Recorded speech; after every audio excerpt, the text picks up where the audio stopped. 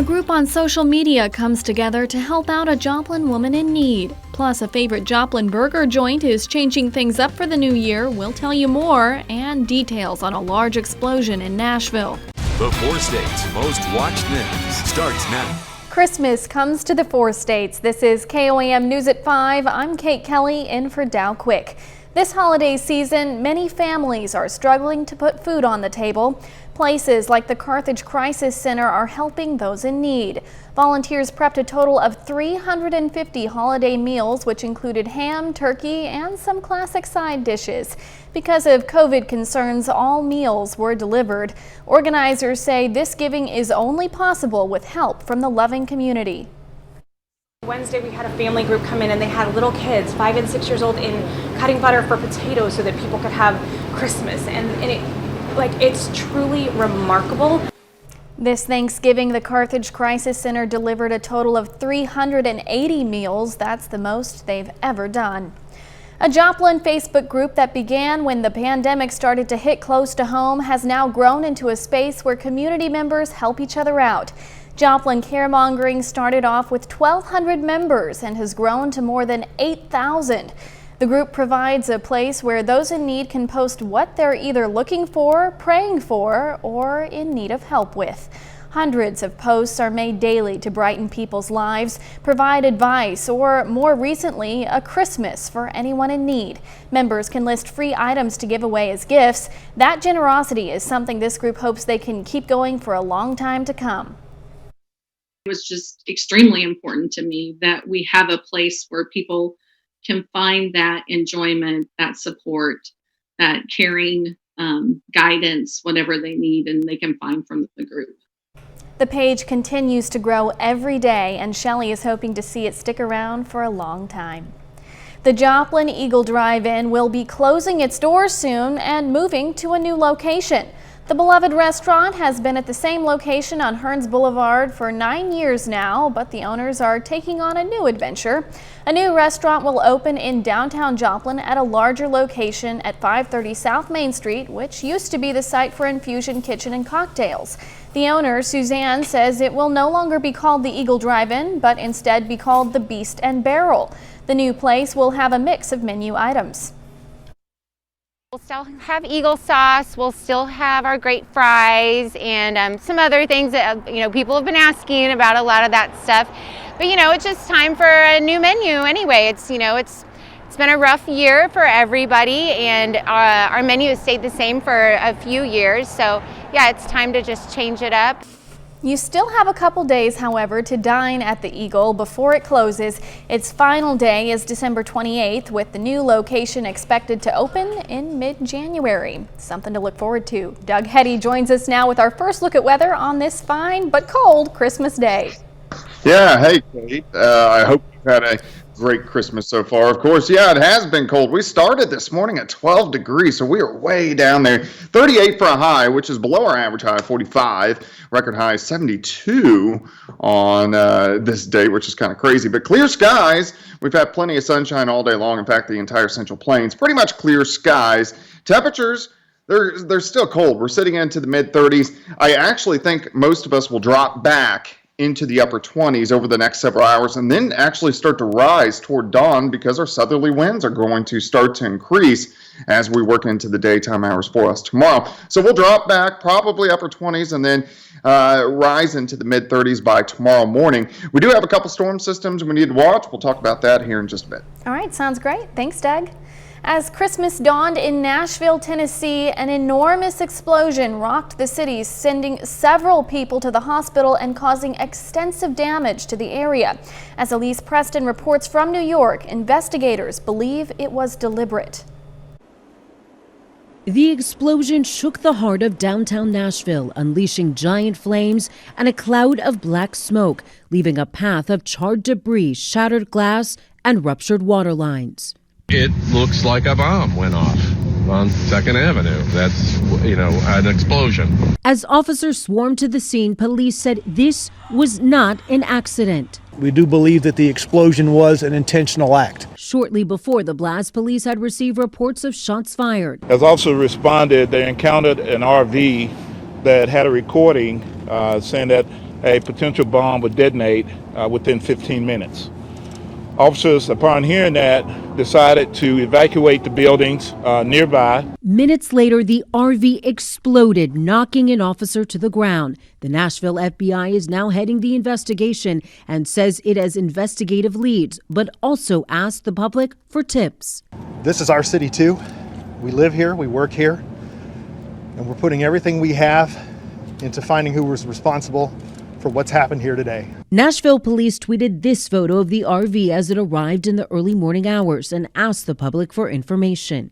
The downtown streets were mostly deserted on Christmas morning, which kept injuries to a minimum. We've made 3 transports to area hospitals. None of those transports at this point are critical. As K-9 units searched the area, federal resources flowed into Nashville, including explosive specialists with the top priority of making sure there are no further threats to public safety. Elise Preston, CBS News, New York. The explosion was right outside the AT&T building, and there were reports of service outages across the city. That's a look at our top stories and weather in the first 7 minutes of KOAM News at 5. Coming up, every minute counts when a police officer is injured in the line of duty, and the same goes for their K-9 partners. We'll check out a high-flying program aimed at protecting man's best friend. When a police officer is injured in the line of duty, every minute counts, and the same goes for their K-9 partners. Now, a medical chopper service in Texas aims to protect those loyal four-legged officers. Elise Preston introduces us to the Air Ambulance program, taking K-9 care to new heights.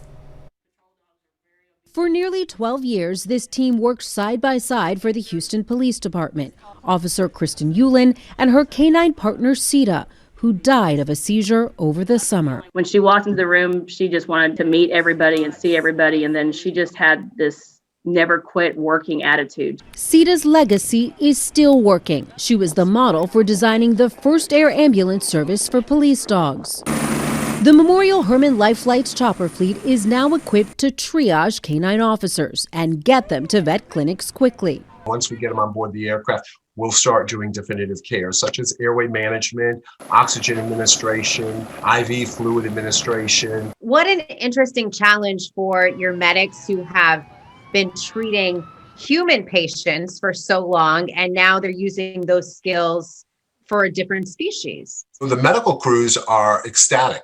They're all trying to figure out who's going to be the first one to actually get called. Pre-COVID, Life Flight trained more than 280 handlers across Texas. The Houston-based service is inspiring agencies across the country to reimagine triage care for canines. People in California and New York that have actually reached out and said, hey, when can we attend a class? When can we do something like this or learn more about it? About 2 to 3 dozen canine officers die in the line of duty every year, most often getting hit by gunshots or cars. Life Flight is the best, so if those guys are going to show up, there is a chance that your dog in a few different minutes could have a life saved. Yulin still misses her canine partner and is proud that her work lives on. Elise Preston, CBS News. As part of their training, officers are taught to pack wounds, perform CPR, and use tourniquets to help stabilize their canine partners. The Transportation Security Administration says it has screened at least 1 million passengers during 4 of the last 6 days. On Wednesday, it says it screened more than 1.1 million people. That's the most passengers to go through security checkpoints since the pandemic began. AAA estimates more than 85 million people will travel over the holidays, most of them by car. Many Americans probably want to get out and celebrate the end of 2020, but the Centers for Disease Control and Prevention is urging people to stay home on New Year's Eve. The CDC published guidelines Wednesday for ringing in the new year during the pandemic. It says the safest way to celebrate the new year is at home with people you live with or online with friends and family. However, if you are hosting a gathering, the CDC suggests to stay outside, limit the number of guests, have extra masks on hand, and keep music low to avoid shouting. That's a look at today's health news. Doug is up next with a complete look at the forecast, and a little later, we'll share how a man in Kentucky is spreading Christmas cheer to deaf children.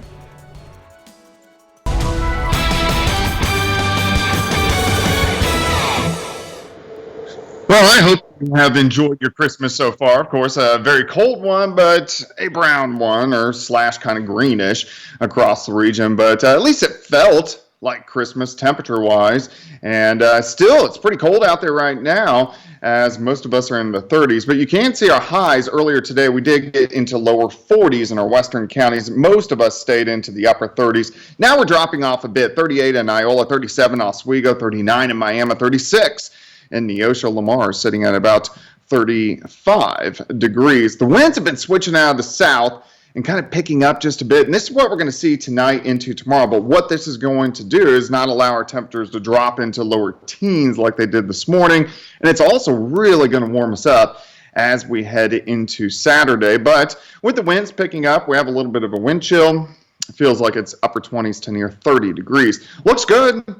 We are looking outside from the station. 36 south winds at about 10, humidities at 44%. Through the evening hours, we'll drop back near 30. I think we'll start to rise a bit late tonight, especially after midnight, and we should rise into the mid-30s by morning. Pretty much clear skies, though. Plenty of sunshine for us today. And we've been watching a storm system moving up the eastern seaboard that gave a lot of people a white Christmas, of course not us. Out to the west, you have this little ridge. You can see that little bubble out toward Denver. That's our warm-up for us tomorrow. And then our next storm system, stronger storm system, will start to affect us down the road as we head into the middle of next week. So let's go through time. As we work into Saturday, Sunday, we have that nice ridge of high pressure. Weak little system passes by on Sunday. May give us a couple little showers Sunday morning, but that's about it. As we go into Monday, late Monday, clouds increase, and this next storm system is going to pull out. It looks like it's mainly going to be rain for us as it tracks mainly to our north. So when storm systems track to our north during the winter months, we are usually on the warmer side and we get rain. Plus, last time this system rolled through, it also tracked to our north, so it should do the same. But it will give us rain Tuesday night into Wednesday morning, and then it will pass on by and actually cool down quite a bit behind the system. So at least the weekend looks warmer. Rain Tuesday and Wednesday, more of a northern track. Again, this is the system in the pattern. We're on a 46-day cycle that we had back on November 14th, so it should track very similar. At least tonight looks pretty good. We're going to kind of hang out near 30, maybe rise a little bit toward dawn. And then Saturday looks great. We're going to have plenty of sunshine again. I think most of us are going to press 60 for a high, which is great. 34 to start, 54 by noon. High temp right around 60 degrees. A little breezy, but still a pretty good day. Temps only drop into the lower 40s for tomorrow night. And then as we head into Sunday, maybe a random shower in the morning. Still a nice day, maybe a hair cooler as we go into the mid-50s for highs. 60 tomorrow, 56 on Sunday. Cooler on Monday behind that system, 43 back to 53 on Tuesday, and then cooling back down on Wednesday. New Year's Eve, New Year's Day look pretty good. It's just going to be on the cold side. All right. Well, Doug, even though we didn't get any snow, hopefully you and everybody else still had a great Christmas. Yeah, same to you. We did. My living room still kind of exploded a little bit with gifts, but yeah, we had a good one. Sounds good. Thanks, Doug. Don't forget, you can be the first to know about the day's weather with the KOAM Skywatch weather app. Get severe weather updates sent straight to your phone free of charge. It's available in the Apple App Store and the Google Play Store, the KOAM Skywatch weather app. We take this time now to honor another four-state hero. Jack Howell served in the Army, spending time stationed in Kuwait and Iraq. He earned several honors, including a gold medal. His hometown, Joplin, Missouri. We thank you, Jack Howell, our four-state hero. 2020 started with a boom, the economy surging, low unemployment, and the stock market in a never-ending rally. Then came the pandemic. Diane King Hall looks back at the top business stories of the year. 2020 began with unemployment near a 50-year low. The pandemic obliterated 22 million jobs, and Americans lined up at food banks from coast to coast. These are levels that we have not seen since the Great Depression. By December, the nation had regained about half the lost jobs, but millions of Americans remain unemployed. The government provided a temporary increase in unemployment benefits and the Paycheck Protection Program to help small businesses. And the Federal Reserve jumped into action, cutting interest rates to near zero and pumping trillions of dollars into the economy. Office buildings were abandoned as staffers started working from home using Zoom as their lifeline. The video chat service says in April alone, more than 300 million people a day were using the platform. As shutdowns dragged on, more than 110,000 restaurants closed their doors.